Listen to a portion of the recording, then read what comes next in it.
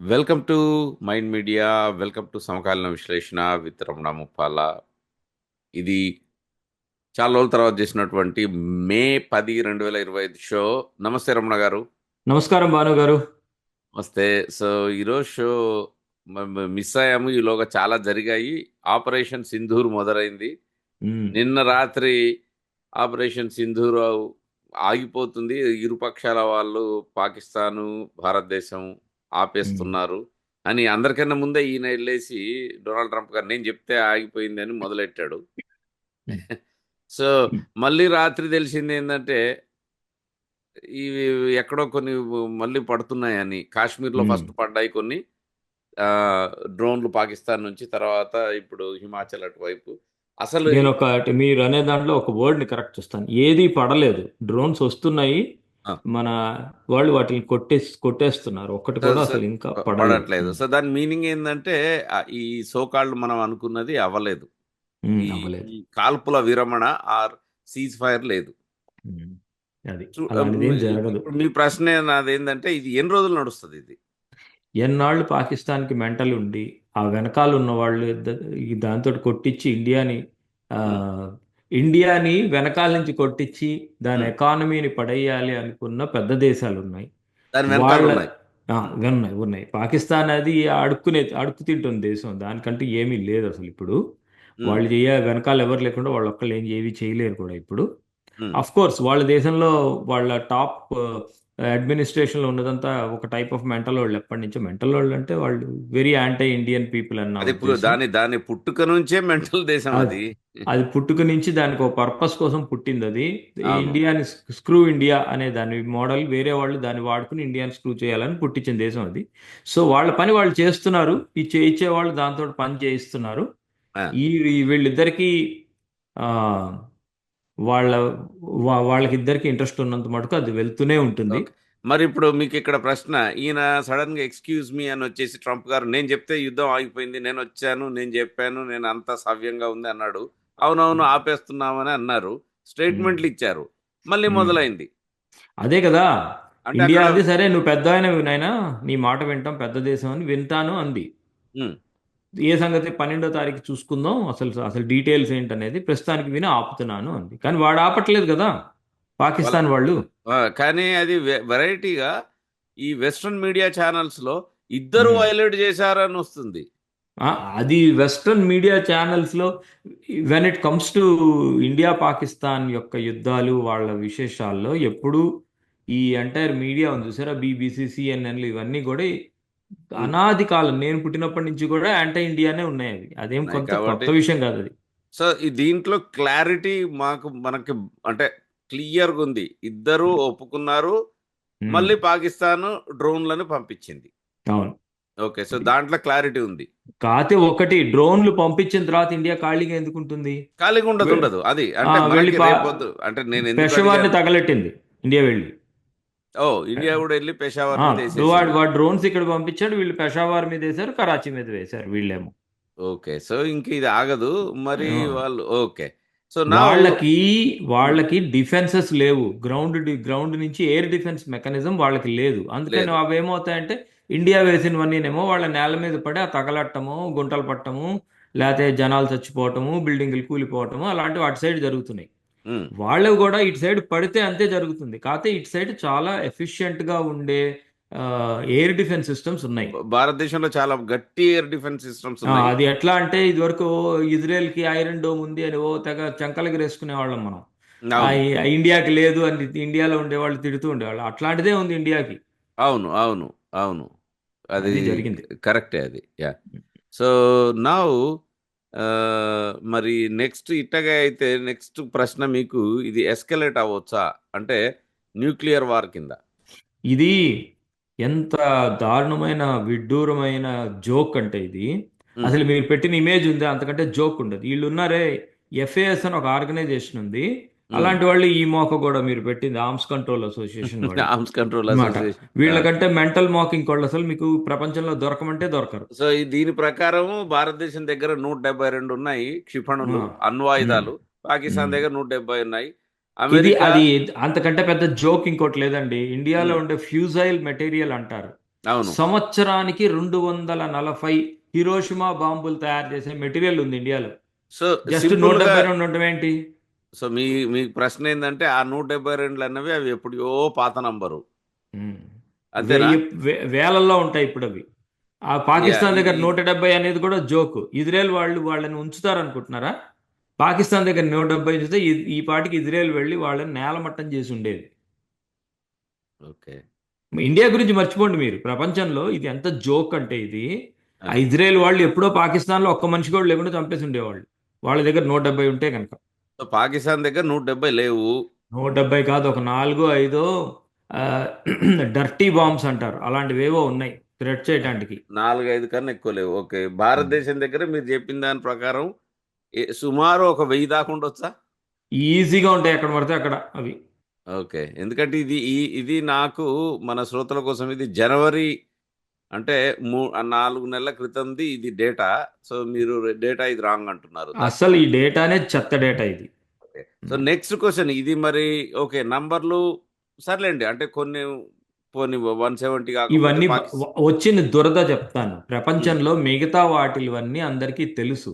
హ్మ్. ఇండియాలో ఉండే న్యూక్లియర్ వెపన్స్ ప్రోగ్రామ్ ఉంది. అది ఎక్కడి నుంచో చోరీ చేసింది కాదు. ఇండిజీనియస్గా డెవలప్ అయింది. అక్కడితోటి మొత్తం తెలియదు ఇండియా గురించి సరిగ్గా. ఎస్టిమేషన్ ఉంది అందరికీ. హ్మ్. కానీ ఇలాంటి నెంబర్లు ఎందుకు రిలీజ్ చేస్తారంటే 170, 175 అని ఎవడో ఒకటి చెప్తాడేమో బయటపడి ఇండియాలో ఉండేవాడు అనే దానికోసం ఇట్లాంటివి రిలీజ్ చేస్తారు. రెచ్చగొట్టడం అనమాట ఇది. ఓకే. అన్నమాట. సో, అసలు సో, ఫిసైల్ మెటీరియలే పర్ ఇయర్ 240 తయారు చేసి ఉన్నాయి.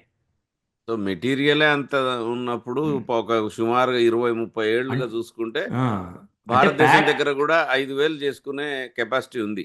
ప్యాక్ చేసి పెట్టకపోవచ్చు. ప్యాక్ చేసి నువ్వు మొత్తం కలిపి 1000 ఉండొచ్చు. యాక్చువల్లీ 2000, 3000 కూడా తయారు చేయగలరు వాళ్ళు. చేయగలిగే మెటీరియల్ అయితే ఉంది. ఓకే. ఉమ్. సో, నౌ దాని మీనింగ్ నా ప్రశ్న ఇక్కడ ఏందంటే ఇది ఎస్కలేట్ న్యూక్లియర్ అంటే మీరు చెప్పకనే చెప్పారు. పాకిస్తాన్ దగ్గర 170 లేవు. ఒక 4, 5 కన్నా ఎక్కువ ఉండవని. ఏం ఎస్కలేట్ అండి, వాడు ఒకటి వేసాడు అనుకుందాం. ఆ! పాకిస్తాన్ వాడి దగ్గర ఓకే. పెద్దవి లేవు, ఆ! చిన్నవి ఉంటాయి. డర్టీ ఎట్లా బాంబులు ఒక అన్నారు. అవును. అది దాన్ని ఏమంటారంటే టాక్టికల్ వెపన్ అంటారు. అది తీసుకొచ్చి ఇండియా మీద వేసాడు అనుకుందాం. ఓకే. ఆ తర్వాత పాకిస్తాన్లో ఒక్క మనిషి కూడా బతకకుండా ఉండేటట్టు వేసేస్తుంది ఇండియా. సో, ఇట్స్ గాన్ ఇంకా. ఇదంతా అసలు ఆ పార్ట్ అంతా కొన్నాళ్ళ పాటు డిజర్ట్ గా ఉంటుంది. థార్ ఎడారికి ఎక్స్టెన్షన్ అనుకోండి పాకిస్తాన్ ఆ తర్వాత. సో, దీన్ని కంక్లూడ్ చేయొచ్చా? న్యూక్లియర్ వార్ కింద ఎస్కలేట్ కాదా? అది ఉత్తుత్తదే అని. అదంతా ఉత్తిదే. ఈ ప్రపంచంలో ఉండే వేరే దేశాల వాళ్ళు ఆ! రే- దాన్ని నెగోషియేటింగ్ పాయింట్ కింద వాడుతూ ఉంటారు. అది సో, మోడీ గారొచ్చాకే ఇది పటాపంచలయింది. ఎందుకంటే మన చిన్నతనంలో ఎప్పుడో అయ్యో! దాన్నేం అనకూడదు. దాన్ని న్యూక్లియర్ అని అనేవాళ్ళు. ఇప్పుడు ఏంటంటే ఇన్ఫ్రాస్ట్రక్చర్ కట్టాము హ్మ్. లాస్ట్ 10 ఏళ్లలో. రెండోది ఏంటంటే ఈ ఎయిర్ డిఫెన్స్ సిస్టమ్స్ ఉన్నాయే, హ్మ్. అవి చాలా ఇంపార్టెంట్ అవి. ఈ ఈ ఈ ఈ టాపిక్ మీద ఇంపార్టెంట్. ఇప్పుడు న్యూక్లియర్ వెపన్ ఎలా వేస్తారు? వాళ్ళకున్న పాత న్యూక్లియర్ వెపన్స్ పెద్దవి కూడా ఇప్పుడు బయటికి తీశారు అవి. హ్మ్. అవి అయితే ఏరోప్లేన్ తోటి వేయాలి, లేదా వాళ్ళ పెద్ద మిజైల్ తోటి వేయాలి. అవును. అది ఇండియా మామూలుగా ఏమని చెప్తుందంటే అసలు పెద్ద మిజైల్ వాళ్ళ దగ్గర నుంచి వస్తే అది అందులో ఏముందనేది మేము ఆలోచించాం, అది న్యూక్లియర్ వెపనే అని ఆలోచించుకుని వాళ్ళ మీద మేము సెకండ్ స్ట్రైక్ అటాక్ చేసి పారేస్తాం అని చెప్తోంది. ఇవాళ పొద్దున్న చెప్పేశారు. రాజ్నాథ్ సింగ్ కూడా అదే అన్నాడు సో, దాని మీనింగ్ ఇండైరెక్ట్ గా. ఏంటంటే ఇప్పుడు ఏదైనా అక్కడి నుంచి వచ్చిందంటే పెద్దది missile or um. Aeroplanes S-400 engage అయ్యి కొట్టేస్తాయి. వాటిని కొడతాయి, కానీ ఏమంటున్నారంటే అందులో న్యూక్లియర్ వెపన్ ఉందనుకుని మేము రిటర్న్ కింద న్యూక్లియర్ వెపన్ లేసి పారేస్తాం అంటున్నారు. ఓకే. ద డిఫరెన్స్ మేము కొడతాము. మళ్ళీ మేము ఇవతల నుంచి ఒక న్యూక్లియర్ ఏస్తామని చెప్పేశారు. చెప్పేశారు. అది మాకు అందులో ఉన్నది కన్వెన్షనల్ న్యూక్లియర్ మాకు ఎలా తెలుస్తుంది? తెలీదు కాబట్టి మేము రిటాలియేట్ చేస్తాం. అది కాతే వరల్డ్లో ఒక రూల్ ఉంది. బ్యాలిస్టిక్ మిజైల్ని వేసినప్పుడు హ్మ్. ఇప్పుడు రష్యా ఉందనుకో, యుక్రెయిన్ మీద బ్యాలిస్టిక్ మిజైల్ వేయబోతోంది అనుకో, హుహు. ముందు చెప్తుంది ఆ జర్మనీలు, అమెరికా వీళ్ళందరూ, ఇదిగో నేను బ్యాలిస్టిక్ మిజైల్ వేస్తున్నాను, ఇది నాన్ న్యూక్లియర్ వెపన్ అని చెప్పేస్తుంది ముందుగా. చెప్పాలి. చెప్పేస్తారు. అవును. అది ఇప్పుడు వాడు చెప్పాలనుకో, చెప్తే ఏమవుతుంది? ఇండియా ముందుగా రెడీ అయిపోయి దాన్ని కొట్టేస్తుంది. వాడు చెప్పలేదనుకో, అది న్యూక్లియర్ వెపన్ అని చెప్పుకుని ఇండియా వాడి మీద న్యూక్లియర్ వెపన్స్ వేస్తాడు. ఓకే. సో, అర్థమైందా? ఉమ్. యాహ్! అది ఒక ఎంగేజ్‌మెంట్. సో, ఈ ప్రశ్న మన అసలు తెలుగు వాళ్ళకి చాలా మంది మిత్రులను ఓహ్! న్యూక్లియర్. సో, దీన్ని వాళ్ళు మొహం సింపుల్‌గా న్యూక్లియర్. మనము పక్కన పడేయొచ్చంటారు. సింపుల్గా పడేయచ్చు. వాడు వేయమనండి అసలు. ఆ టాక్టికల్ న్యూక్ వేసిన తర్వాత చూద్దాం. అసలు పాకిస్తాన్లో అనేది ఉండదు, అదంతా డిజర్ట్ అయిపోతుంది. ఫస్ట్ ఆ నంబర్లే రాంగ్. అంటే మరి అసలు అవి మరి ఇంతకు ముందు ఉన్నాయన్నీ వెళ్ళిపోయాయి అవి పాకిస్తాన్ నుంచి. అసలు ఈ నెంబర్లు వాళ్ళు ఏంటంటే ఇండియా రెచ్చగొట్టి ఇండియా రియల్ నెంబర్ చెప్పడం కోసం అని చెప్పి ఇంటర్నేషనల్ ఆర్గనైజేషన్ సృష్టించిన చెత్త ఇది. ఏవో డర్టీ బాంబ్ లెవెల్లో ఉన్నాయి అంతే. అంతే, అంటే ఒక 20 ఉండేవి వాళ్ళకి చోరీ చేసి ఇచ్చినవి. ఉమ్, అదేంటంటే అగైన్ నేను చెప్పేది ఏంటంటే నా దగ్గర ఎవిడెన్స్ ఉండదు, కానీ వీళ్ళ ఉందా, వీళ్ళ దగ్గర ఎవిడెన్స్ ఉందా, నా దగ్గర లేకపోవడానికి మీ దగ్గర లేకపోవడానికి అందరు చెప్పే స్పెక్యులేషనే అన్నమాట. ఆ, అసలు విషయం ఏంటంటే వాళ్ళ దగ్గర ఉన్న వాటి మీద వాళ్ళవి కాదు ఫస్ట్ ఆఫ్ ఆల్ అవి. ఓకే. దాని మీద డిజిటల్ సిగ్నేచర్ లాక్ ఉంటాయి. వాళ్ళు ఏంటంటే ఇండియాని బ్లాక్మెయిల్ చేయడం కోసం అని చెప్పి చైనా, అమెరికా, సౌదీ అరేబియా లాకులతోటి వాళ్ళ దేశంలో కొన్ని పెట్టారు అప్పట్లో. Saudi Arabia. ఈ ఓకే. బాలాకోట్ని కొట్టిన తర్వాత అవన్నీ పీకేశారు కూడా. సో లేవు అసలు. ఇప్పుడు ఆ టైప్ వెపన్స్ లేవు, స్ట్రాటజిక్ వెపన్స్ అంటారు వాటిని పేరు అవును. పెట్టి. ఏదో అలాంటివి లేవు. టాక్టికల్ కొన్ని ఉంటాయి చిన్న చిన్నవి. టాక్టికల్ ఉన్నాయి. టాక్టికల్ ఏమవుతుందంటే వేయగానే ఒక 5,000 మంది చచ్చిపోవటం అలా అవుతుంది. ఇండియా సైడ్ వచ్చి 5,000 చచ్చిన తర్వాత ఇండియా ఊరుకుని కూర్చుంటుందా? సో సో ఈ ఎస్కలేషన్ న్యూక్లియర్ పక్కన పడేద్దాం. Let's go to the um, next. నా నా నా నా నెక్స్ట్ ప్రశ్న. ఉమ్, ఇది పాకిస్తాన్ మ్యాప్. ఈ ఉమ్, రెడ్ ఏదైతే ఉందో నా మౌస్ కదులుతుంది. ఇది పంజాబ్, ఉమ్, ఇది గిల్గిట్ బాలిస్తాన్, ఇది నార్త్ వెస్ట్ ఫ్రాంటియర్. ఉమ్, తర్వాత సింధ్ బలూచిస్తాన్, ఇది సింధు, ఇది ఉమ్, బలూచిస్తాన్. సో ఇది ఉమ్, ఇది ఈవెన్చువల్లీ మరి ఉమ్. ఇప్పుడు మనం యుద్ధం ఆగుతుందా లేదా అన్నది మన ప్రశ్న. ఇట్లా కంటిన్యూ అయిపోతే ఈ ముక్కలు ముక్కలు అవుతుందా? అవ్వచ్చు. కాతే ఇండియా వల్లనే అయింది అని అది కొంచెం కాంప్లికేటెడ్ క్వశ్చన్ అడిగారు మీరు. ఉమ్, విషయం ఏంటంటే పాకిస్తాన్ అనే దాన్ని అది ఒక చెత్త పనికిరాని దేశం కింద లెక్కేసేసుకుంది ఇండియా. ఓకే. అందులో ఉండి ఏ పార్టీకి అసలు వాల్యూ లేదు. చాలా మందికి ఒక అపోహ ఉంది. ఓ ఉమ్. ఇండియాకి ఎప్పటి నుంచో కాశ్మీర్ నాదే నాదే అంటోంది కదా, పీఓకే ఆ తీసేసుకుంటుంది. పిఓకే చాలా చిన్నది, ఇదొకటి తలనొప్పి ఆ ఉంది చాలా. పైన అదే కాదు, ఆ ఆ, పైన ఉంది రెడ్ది, అది ఆ, కూడా ఆ, అదే స్ట్రాటజిక్ గా మంచిది, ఇంపార్టెంట్. పాకిస్తాన్ అదేదో లడాక్. ఆ, సెంట్రల్ ఏషియాకి రూట్ వేసుకోవచ్చు అదన్నీ అనుకుంటున్నారు. అవును. నిజమేంటంటే అది మౌంటైన్స్ ఉంటాయి అవన్నీ. చాలా అది మౌంటైన్స్ ఉంటాయి, అవును. మౌంటైన్ వార్ఫేర్ చేసి కొడితే చాలా మంది సోల్జర్స్ చచ్చిపోతారు. బ్యాంక్ ఫర్ ద బక్ లేదు. కానీ అలా అని చెప్పి దాన్ని పాకిస్తాన్ నీదే అని అనదు ఇండియా అప్పటికి. ఉమ్, ఆప్షన్ ఉంచుకుంటుంది, ఇది నాదే నాదే అంటూ ఉంటుంది. కానీ అక్కడ ఉండే చదువు లేని జనాలు మొత్తం కలిపి ఆ పిఓకే అంటారే, ఆ కింద బ్లూదిని ఆ పైన రెడ్ది కలిపి రెండుది రెండు పిఓఎల్ పిఓకే. ఆ రెండు కలిపి 2 కోట్ల మంది జనాభా ఉంటారు. ఆ ఓకే. 2 కోట్ల చెత్తని ఇండియాలోకి ఇండియా తెచ్చుకోవడం ఇష్టం లేదు. ఓకే. నేను మీకు అందుకని బ్లంట్ గా చెప్తున్నాను. అదే పోనీ అదే మీరు అది ఇంకోటి అడగచ్చు, ఇప్పుడు ఆ బ్లూ వాళ్ళని ఆపి రెడ్ ఒక్కటి తక్కువ పాపులేషన్ కదా తెచ్చేసుకోవచ్చా అని. తెచ్చుకోవచ్చు కదా, ప్లేస్ ఎక్కువ ఉంది కదా, ఈ ఆ, రీజన్ అదేం చాలా కుదరదు, పెద్దగా అలా ఉంది. ఏమి ఉండదు. దాన్ని కొడుతున్నాము అనగానే ఈ బ్లూలో వాళ్ళందరూ అటు వెళ్ళిపోతారు. పాకిస్తానే పంపించేస్తుంది అటు సైడ్కి వీళ్ళందరినీ. సో మీరు సింపుల్ గా చెప్పేది ఈ రెండు ప్రాంతాలు పాకిస్తాన్ ఆక్యుపైడ్ కాశ్మీర్, పాకిస్తాన్ లద్దాఖ్ ఆక్యుపైడ్. ఉమ్. లద్దాఖ్ కొంచెం మనకు అవసరం ఉంటది కానీ ఈ చెత్తని మనకు వద్దంటారు. ఈ- అది ఇండియా ఎట్టి పరిస్థితుల్లో అది ఊరికే మాట్లాడుతుంది. నేను ఇండియా వాళ్ళని ఇప్పుడు వెళ్ళి మీరు అఫీషియల్ అడితే నేను చెప్పేది అంతా తప్పు అంటారు. కానీ నేను చెప్తున్నాను ఆ రెండింటిని అంత అందులో ఉత్త ల్యాండ్ రాదు, వాళ్ళతో పాటు చెత్త జనాభా అంతా వస్తుంది. ఆ జనాభాని పోషించడం కాదు అసలు. వాళ్ళకి బ్రెయిన్లే సార్, 100 ఏళ్ల నుంచి వాళ్ళు మద్రసాల్లో చదువుకున్న వాళ్ళు, ఎవరికి అసలు కనీసం ఆ తా అంటే డమ్రా అన్నాడు, వాడిని తెచ్చుకుని ఏం చేసుకుంటాం మనం? సో ఇండియా వాళ్ళు ఎవరిని తెచ్చుకోదు. యా, అక్కడ నుంచి మనకి ఏదో ఇదివరకు పెద్ద పాత రోజుల్లో టెక్నాలజీ లేని రోజుల్లో వాటి వల్ల చాలా లాభం ఉండేది. ఎందుకంటే అప్పుడు మనకి ఎవరు ఆయిల్ అమ్మేవాళ్ళు కాదు. రష్యా ఏమో భారతదేశానికి చాలా క్లోజు. ఈ రెండు కనుక ఉండి ఉంటే యుఎస్ఎస్ఆర్కి ఒక పైప్ లైన్ వేసుకుని ఉంటే ఇండియా హ్యాపీగా బతికేది. సో అది పైప్ లైన్ అవ్వకూడదని ఈ రెండు. సమ్వేర్ ఇలా యా. వెళ్ళేది జమ్మూ కాశ్మీర్ నుంచి. ఓకే. పైకి అది ఆ అవసరం అప్పుడు ఉంది, ఇప్పుడు అసలు అవసరమే లేదు. బాబ్ బాబ్ బాబ్ మా మా పెట్రోల్ కొనుక్కుంటే మా పెట్రోల్ కొనుక్కొని ఎంటపడుతున్నారు ఈ మిడిల్ ఈస్ట్ వాళ్ళందరూ. United Arab Emirates, Saudi Arabia, అసలు మీరు చెప్పిన కంట్రీ వల్ల ఇండియాకి అమ్మటానికి రెడీగా ఉంది. ఇప్పుడు అది ఎందుకు మనకది ఆ చెత్త? సో ఇది సమ్వేర్ ఇలా వెళ్తది. అది వాళ్ళంతట వాళ్ళు, అది ఏదో ఒక రోజున వాళ్ళందరూ వాళ్ళ నాగరికతలోకి వచ్చిన తర్వాత, నాగరికులు అయిన తర్వాత అది వచ్చి ఇండియాలో జాయిన్ అవుతే తీసుకుంటారు. ఆ ఆప్షన్ కోసం అని చెప్పి ఇప్పటికీ దాన్ని క్లెయిమ్ చేస్తూనే ఉంటాం మనం. కానీ మనకేం అంత ఇంట్రెస్ట్ లేదు అది తీసుకోవాలని. మన ఇంట్రెస్ట్ ఏంటి అంటే ఈ మొత్తంలో మీరు అడిగిన క్వశ్చన్లో ఓషన్ సైడ్ ఉన్న వాటిల్ని చెయ్యాలి. అంటే ఇప్పుడు ఇక్కడ అది ఇక్కడ అవసరం అది ఉంది మనది. అది అది మన అవసరం. అది బలూచిస్తాన్ కనుక సపరేట్ అయ్యి వేరే కంట్రీ అయిందనుకో, ఆ, వాడు బతకడం కోసం వాడికి ఒక పెద్ద దేశం కావాల్సి వస్తుంది. నియరెస్ట్ గా ఉన్న పెద్ద దేశం మనమే. సింధు కూడా డివైడ్ అయితే నియరెస్ట్ గా ఉన్న పెద్ద ఎకనామిక్ కంట్రీ మనది. సో సో కారిడార్ కింద అది ఇట్లా పనిచేస్తుంది కోసేయచ్చు, మనకి. ఇలా అది కోసేయచ్చు, అన్నమాట. అది ఇది కోసేయచ్చు. అది అన్నమాట. దానికోసం హెల్ప్ చేయమంటే చేస్తారు. కాస్త ప్రాణాలు వదలమంటే వదులుతారు దేశం వాళ్ళు. ఖర్చు పెట్టమంటే పెడతారు. ఆ పైనుండే రంప్ మౌంటైన్స్ కోసం ఏమీ చెయ్యరు. ఇది ఊరికే లిప్ చెత్త సర్వీస్ ఇది. చేస్తూ ఉంటాం. అది చెత్తది. కానీ ఇక్కడ ఏమన్నా ఖనిజాలు ఉన్నాయి అట్లా అంటారు కదండి. ఖనిజాలు ఉంటే ఏముంది సార్, వాళ్ళంతా అడుక్కు తినేవాళ్ళు. డబ్బులు ఇస్తే ఇస్తారు వాళ్ళే. ఓకే.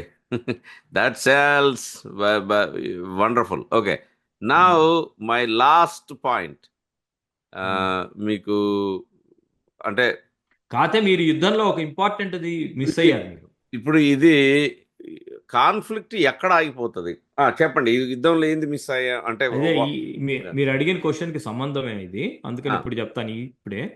కాన్ఫ్లిక్ట్ లో మోస్ట్ ఇంపార్టెంట్ థింగ్ ఏంటంటే వాళ్ళ దేశంలో ఆ ఆర్మీ అంటే అసలు అది భగవంతుడి కంటే గ్రేట్. ఆర్మీ, అల్లా, అమెరికా అనే దాంతో బతికిన దేశం అది. అవును, అలాంటి దాంట్లో వాళ్ళ ఆర్మీ ఎందుకు పనికిరాని చెత్త ఇండియా ఎక్కడ పడితే అక్కడ వచ్చి పడి చితక్కొడుతోంది అని అందరికీ కంటికి ఎదురుకుండా కనపడుతోంది వాళ్ళ దేశంలో ఇప్పుడు. అవును. సో ఆర్మీకి బేజతి అయిపోయింది ఆ దేశంలో. పరువు పోయింది ఇంకా. పరుగు పోయింది. ఇంకోటి ఏంటంటే వాళ్ళు ఏమనుకుంటారంటే అక్కడ అంటే ఆర్మీ కానీ అక్కడ ఉండే ఎలైట్ క్లాసెస్ అన్ని ఆ చుట్టూరా ఉండే పెరిఫరీలో ఎంత కొట్టుకున్నా పర్వాలేదు కానీ పంజాబ్ని కొట్టకూడదు అనుకుంటారు. మన వాళ్ళు ఈసారి పంజాబ్ని కూడా కొట్టేశారు. పంజాబ్ని దంచుతున్నారు. సో మరి ఈవెంచువల్లీ జస్ట్ ఉమ్. టు కంక్లూడ్ ఈ షో, మనకు మెయిన్ ఏంటంటే అసలు ఈ యుద్ధం ఎటు పోతుంది, ఎండ్ యుద్ధం అవుతుందా? ఏంటంటే చైనాను అమెరికా వాళ్ళకి లైఫ్ సపోర్ట్ ఇస్తున్నారు పాకిస్తాన్కి ఇప్పటికీ. ఇప్పటికీ అమెరికాకి ఇప్పటికీ కూడా నాట్ రెడీ. బలూచిస్తాన్ లాంటి కంట్రీ ఫారం అయ్యి పాకిస్తాన్ వేరైపోయిన తర్వాత ఆ ఏరియాలో తనకి పెద్ద హోల్డ్ ఉండకపోవచ్చు. వాళ్ళ బాధ ఏంటంటే బలూచిస్తాన్ ఫారం అయింది అనుకో పాకిస్తాన్ వీక్ అయిపోయినట్టే కదా. ఇండియా అనేది కనుక పెద్ద కంట్రీ అయిపోయింది అనుకో ఎకనామికల్లీ, ఇండియా చైనా మళ్ళీ పంచశీల్ అనుకుంటూ దోస్తీ అని చెప్పి ఇద్దరు చేతులు కలిపి డాన్స్ చేయటం మొదలెడితే నేనేమైపోతాను, ఈ రష్యా చైనా ఇండియా కలిసిపోతే నేనేమైపోతాను అని ఒక ఫీలింగ్ ఉంది వీళ్ళకి. వీళ్ళదే ఎకానమీ పడిపోయింది ఇక్కడ అమెరికా వాళ్ళకి. అందుకని దానికోసము దానికోసమని పాకిస్తాన్ స్ప్లిట్ అవి కంప్లీట్గా స్ప్లిట్ అవటం వాళ్ళకి ఇష్టం లేదు. రెండో పాయింట్ ఏంటంటే ఇండియాని మరీ ఏడిపించడం కూడా ఇష్టం లేదు. ఎందుకంటే వాళ్ళకి చైనాకి అగేన్స్ట్గా ఇండియా కావాలి వాళ్ళకి, అమెరికా సో కూడా. అటు చైనా నొక్కడానికి ఇండియా కావాలి, ఆ, మళ్ళీ ఒకవేళ పాకిస్తాన్ కంప్లీట్ ఫ్యూచర్లో విడిపోతే అది యా ఫ్యూచర్లో ఇండియా చైనా లాగా తయారైతే కూడా ఒకళ్ళు ఎవరైనా ఉండాలి కదా. అందుకని పాకిస్తాన్ కావాలి. కావాలి. సో ఈ మంకీ బ్యాలెన్స్లో ఈ మంకీ బ్యాలెన్స్ వలన ఆ వీళ్ళు బతికుంటున్నారు పాకిస్తాన్ వాళ్ళు.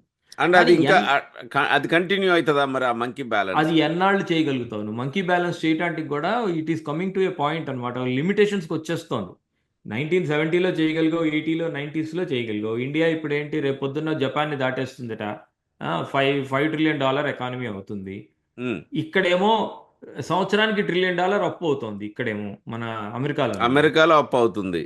సో ఇక్కడ దీని ఇట్లా ఉండగా అక్కడేమో పెరుగుతున్న దేశంతో కొట్లాట పెట్టుకుంటావా, లేకపోతే ఈ ఈ దేశాన్ని ఈ దేశం ఏమో ఇది లైఫ్ సపోర్ట్ మీద ఉంది, పాకిస్తాన్ ఏమో దానికంటూ ఒక ఇదేమీ అంటే లేదు. పాకిస్తాన్ లైఫ్ సపోర్ట్, అమెరికాకు అప్పు పెరుగుతుంది, భారతదేశం గ్రోత్ అవుతుంది, మరి చైనా కూడా కొంచెం డల్ గా ఉంది.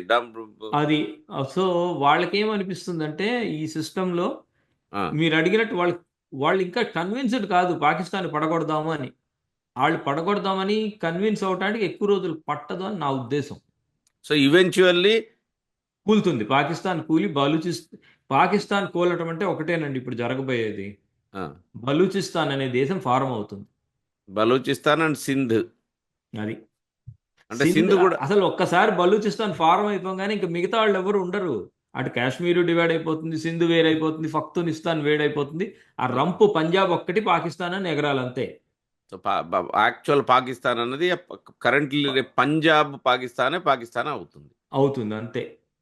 ఓకే, వండర్ఫుల్ రమణ గారు. I think this is where నేను చూస్తున్నాను ఆఫ్టర్ లాంగ్ టైం మరి షోకి వచ్చాము. మళ్ళీ ఇది ఎటు వైపు వెళ్తుందో తెలియదు ఈ యుద్ధము. We will try to do another show. ధన్యవాదాలు. ధన్యవాదాలండి. Mind Media, the voice of India.